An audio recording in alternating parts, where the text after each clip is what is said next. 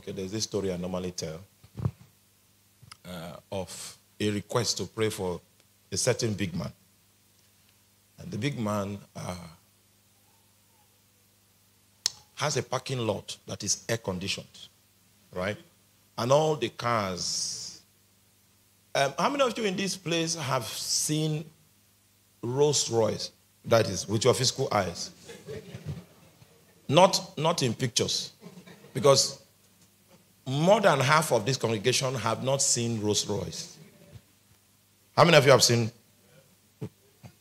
More than half of this congregation. More than half of this congregation have not seen Bentley. More than half of this congregation have not seen a real Bugatti. Now, this guy has all these cars in his parking lot. Strange cars that you only see in pictures. And the parking lot is fully air-conditioned. And if you are coming to, maybe as a minister of the gospel that is invited to minister there, the warden that will bring you into the house will take you through the parking lot first. That is the... You now see Rolls Royce Phantom, you see a Bentley, Lamborghini, Bugatti, you see, like 12 of them. They will take you to that place first. And then, there is also a likely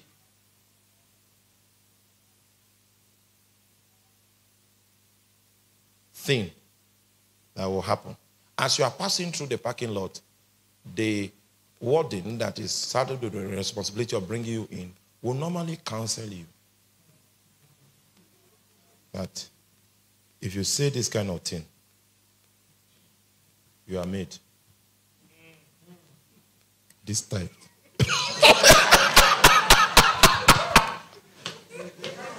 Just when you go there, the person they want you to pray for, just say you will be healed. When you finish your prayer, conclude by saying you will be healed. That's all.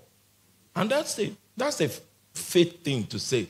The healing of God is upon you. So when you walk into the living room, that's when you will find out that most of the tiles in your house are fake. You will see the real. Then they'll take you upstairs. And you'll sit in a lounge. Sit in a lounge for like 10 minutes. And then people will start coming out. And all of that. But at the end of the day, the person that was sick was the man's wife. Upon entry, the Holy Spirit began to minister. And there was blood dripping from the woman's back, flowing through a channel and emptying into a cup that the man that invited me was holding. The interpretation of that vision is not far-fetched. It means this woman has been given as a sacrifice to maybe fund something that the man is doing. But he needs a stray pastor's testimony. He needs a stray pastor's agreement. Are you still with me? Is there anything wrong with you coming and saying you are healed? Healing has been effected already. The kind of things that we normally do when we preach the gospel. But that is not the case. It's not the case of you are healed. The true situation is that there was blood on the hand of the man that was inviting pastor. So in the midst of all the possibilities of gain that was available, first of all, one thing is sure.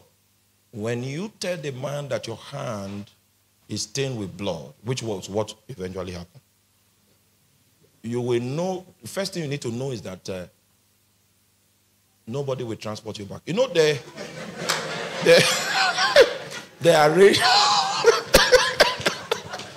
arranged for your transportation when you were coming. But when you rebuke the man for his wickedness and that God is against him, first thing you must be sure of is you are responsible for your transport. That is if other things don't happen to you. Meanwhile, the counselor will still usher you out. And then he will not ask you, why could you not just stick to the plan? The reason is because you are under restraint. Because you have heard the voice of God. People that have heard the voice of God, they behave differently.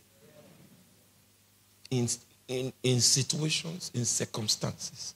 That voice is what has regulated them and has brought government over them, that has made them the way they are.